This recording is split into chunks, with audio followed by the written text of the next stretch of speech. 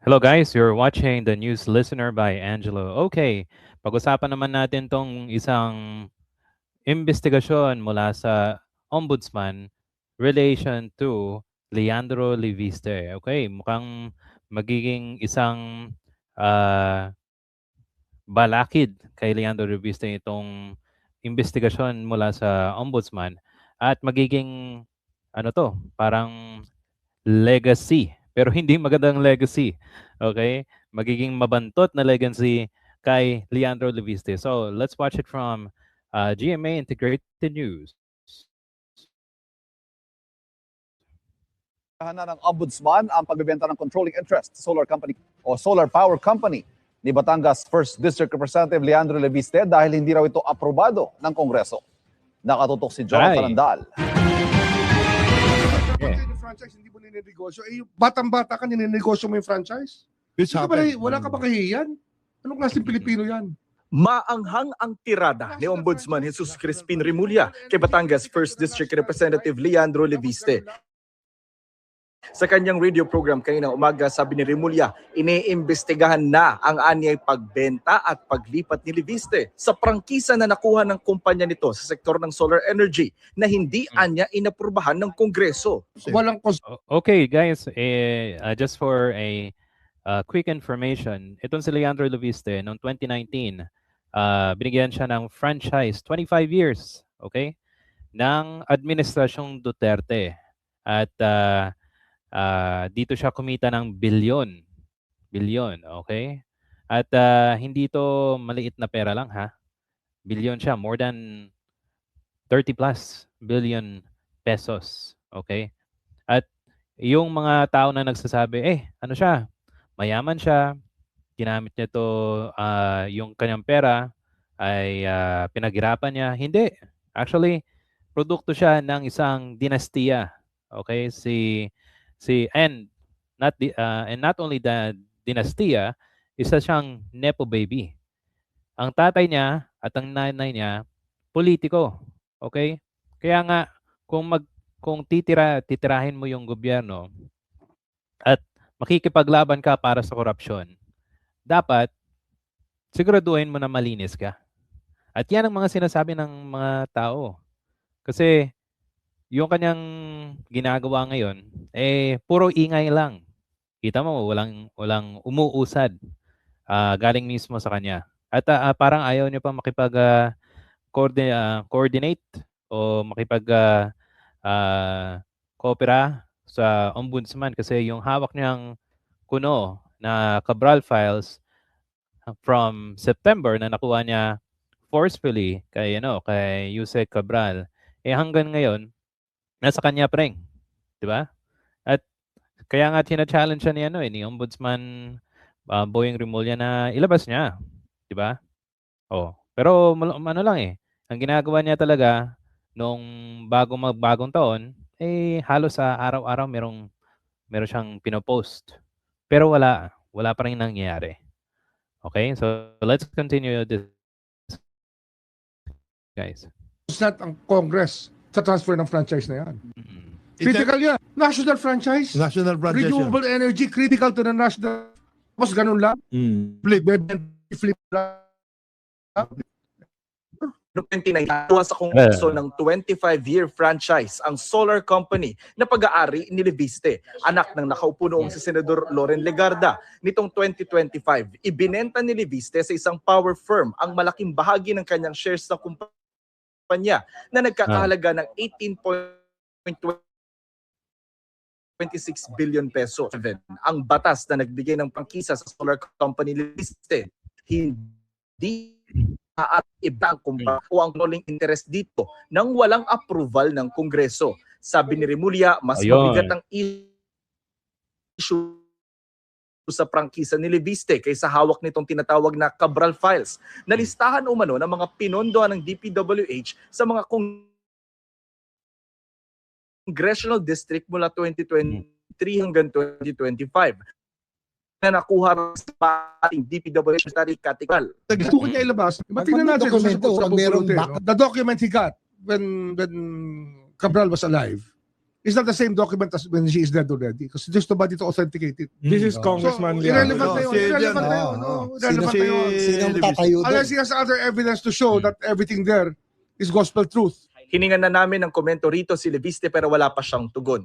Hihingi rin daw ng kopya ng Cabral files. Okay, bali, dyan na yun, guys. So, kung titignan mo, yung kanyang pagbenta, talagang ginawa ni Leandro Leviste kasama yung company na yon para mabenta yung shares niya. Okay? At guys, ipapakita ko yung sinabi ng reporter, yung Republic Act 11357 na yung violation in terms of transfer na walang approval, okay, ng Kongreso. Kaya dito, may kita mo yung impormasyon na totoo yung sinasabi ni Ombudsman Boyeng Rimulya. Okay, so pakita ko sa inyo, guys. So ito, Republic Act number 11357 is a Philippine law that granted a legislative franchise to Solar Para sa Bayan Corporation. Ito yung solar company ni Leandro Leviste. Tapos, sinearch ko din yung violation of transfer. Violation of transfer provision. The law includes a specific section regarding the transfer of the franchise, and discussion debates have centered the potential violation of this provision.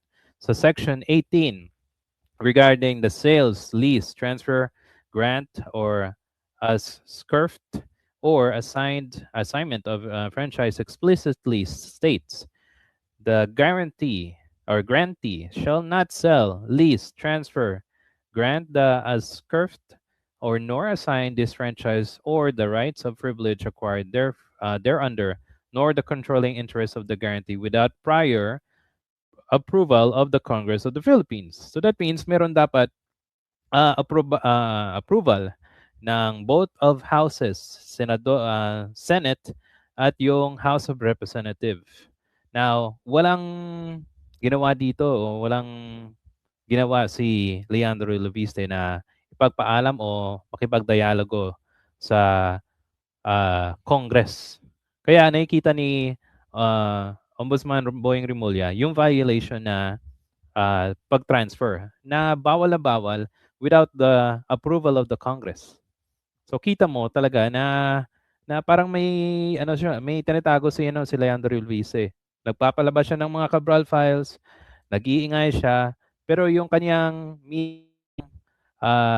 record, okay? Meron ding mga kabantutan at kumbaga violation na hindi niya ayaw niya ipakita sa mga tao. Okay? O ito. Na ipapakita ko sa iyo some information, okay? Galing kay Attorney Wilfredo Garrido. Ito sa mga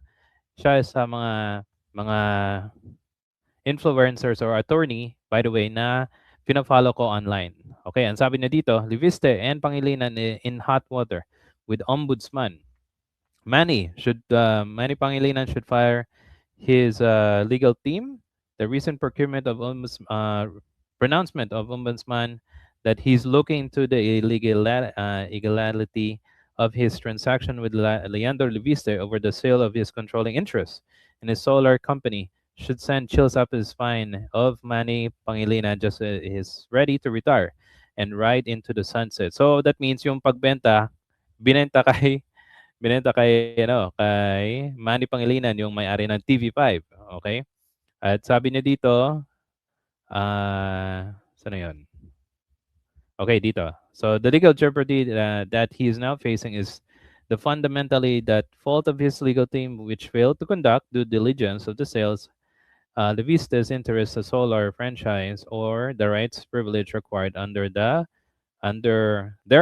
without the approval of the Congress required by Republic Act 11357. Some of his lawyers I personally know with a few teaching law at UP, shame on them.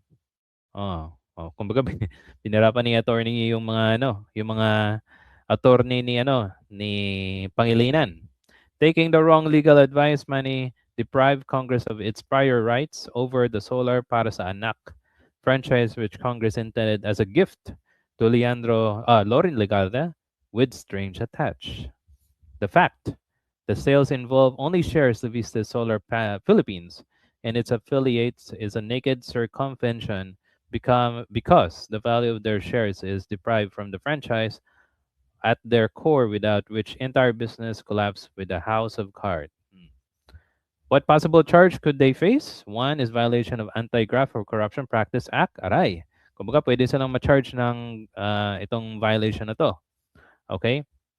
How can they be liable under the Anti-Graft when they both not public office at the time of the sale? Well, the Vista retained the minority ownership of Solar Philippines and affiliates is under a public officer, which is Congressman of the Batangas. Okay.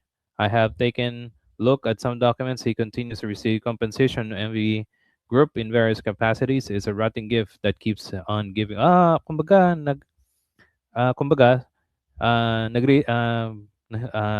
nare-receive pa rin yung mga shares or mga some compensation galing sa MVP. Okay? Kumbaga, meron siyang conflict of interest. Second, Solar para sa anak is its subsidiaries and affiliate their directors and officers can face quo warranto proceedings for usurping, intruding into the unlawfully holding or exercising a public office, position, or franchise under Rule 66. The third is their contract privilege with Department of Energy may face cancellation and revocation for lack of legal authority to operate or do business. This is part of penalties may face for failure of Solar Philippines delivered the commitment to produce 10,000 megawatts of cheap solar power at communities they serve. Tapos fourth, Leviste faces plunder charges pocketing 34 billion by flipping the franchise less than 4 years. Intrinsic value which deprived from privileges granted by Congress. This guy, who is messianic quest for fighting corruption, but himself was slucked and nurtured by the milk of corruption. Now, yeah, tama nga. Yung sinabi ko na siya mismo, meron siyang kapalpalan at korupsyon na kaya nilabas yung yung noong December 25 para hindi malaman ng tao yung kanyang baho. Fifth, Pangilinan and Leviste can sue each other. However, they will both come into court with unclean hands, and which disqualifies them for seeking remedies, but their problem and their unscrupulous lawyers. As far as the public is concerned, there must be accountability. This case must be swept over, drowned, flood control. There has to be time reckoning, and this time now. Okay, at ito, papakita ko na lang sa inyo guys, yung promisa ng kanyang company. Leviste Renewable Company, ito yung na-post, na-share ko last time from Sortage. At nag-secure siya ng 42 renewable energy contracts representing 10,000 megawatts. Pero ano lang ang binigay niya? 2% ng 10,000 megawatts. So, kitang-kita mo talaga na hindi niya ginawa yung kanyang trabaho at iniwan niya lang yung kanyang company at binenta niya yung ibang shares. At mukhang ito, Senate hearing exposes 21 of 42 contract facing termination. Kasi hindi niya ginawa at hindi niya kumbaga ibinigay yung kanyang promisa na magbigay ng 10,000 megawatts. Now, nanalo siya ng congressman. Tapos, yan, sabi dito, a perfect exit before the consequences arrive.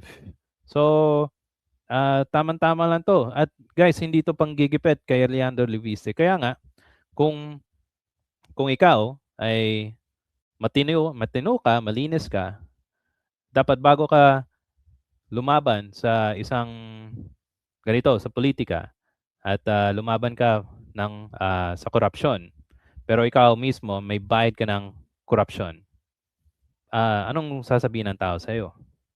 Diba? So, hindi ka malinis. So, linisin mo muna at you will face any consequences kung mapapatunayan na meron siya talagang na-violate. Okay? So guys, ano sa tingin nyo? Kung meron po kayong komento, suggestion, please paki-comment po sa ating comment section. Please hit the like and subscribe button if you like this video. Salamat po and I'll see you sa susunod na video. Thank you.